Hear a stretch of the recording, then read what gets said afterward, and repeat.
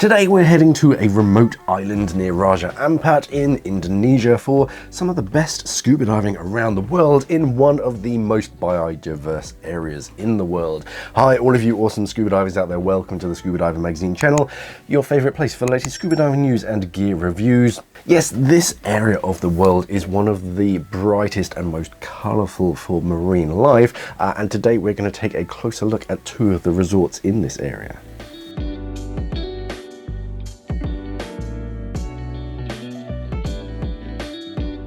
Papua Diving is the operator brand of two sister properties on Kri Island in Raja Ampat, which is Indonesia's West Papua region. Kri Eco Resort and Sorido Bay Resort both sit in the Dampier Strait area, which is famous for current-driven reefs and an unusually dense concentration of top-tier dive sites within very short boat rides. And for that access, you're traveling to a genuinely remote archipelago. Weather-wise, Raja Ampat is equatorial, so think hot and humid and changeable in a way that doesn't map neatly into like 4-season thinkings throughout the year. One useful rule is to plan around monsoon tendencies, not guarantees. In Raja Ampat, daytime air temperatures are typically around 31 degrees Celsius and nights rarely drop below 24 degrees, with humidity commonly high, often above 80%, which can make it feel hotter than the thermometer suggests. Sea surface temperature is warm year-round, with an average of about 29 degrees Celsius at the surface. Seasonality matters less for temperature and more for sea state, so the wind and the chop, and rainfall intensity. A practical split used by many dive planners is October to April, as generally the calmer dry season tendency, and May to September as the wetter windier tendency, with July and August often singled out for stronger southerly winds and choppier seas. Breaking the year down, January-February often deliver very calm seas and warm waters, commonly 28-30 degrees Celsius, with strong big animal potential. But this is also peak season, so it can be quite busy. March-April time usually stay excellent, and they're often praised for good visibility and photography. May to June are transitional, with a few more showers and occasional plankton blooms.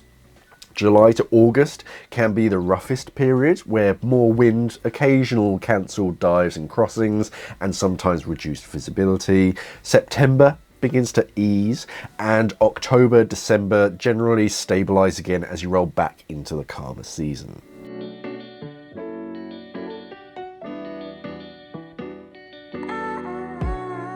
Kri Eco Resort is the more raw Raja Ampat option, a pioneering traditional Papuan-style overwater stay that leans into simplicity and proximity to the sea.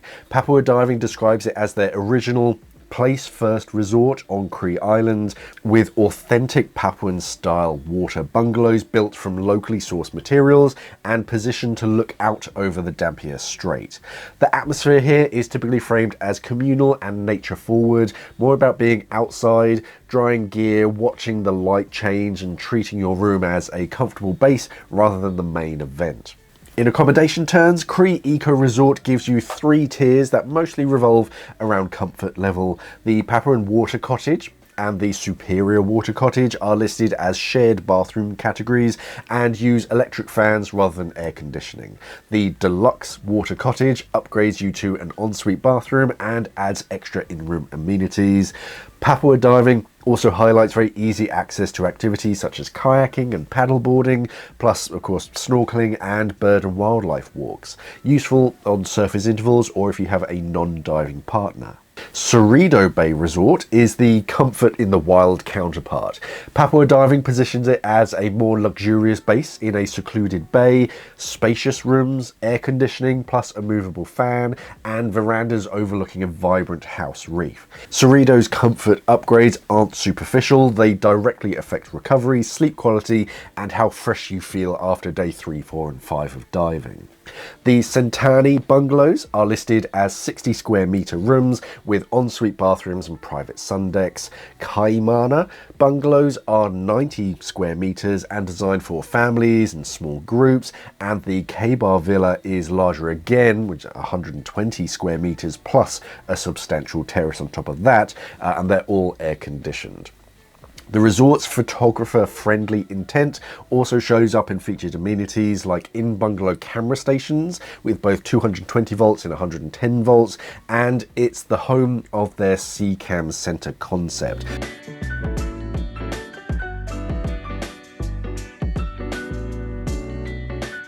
Papua Diving's dive operation is the central focus, and they are comfortably explicit about the parts serious divers care about, a diver to guide ratio of 3:1, and they frame themselves as pioneers in Raja Ampat diving who have very long experience on the region's signature dive sites.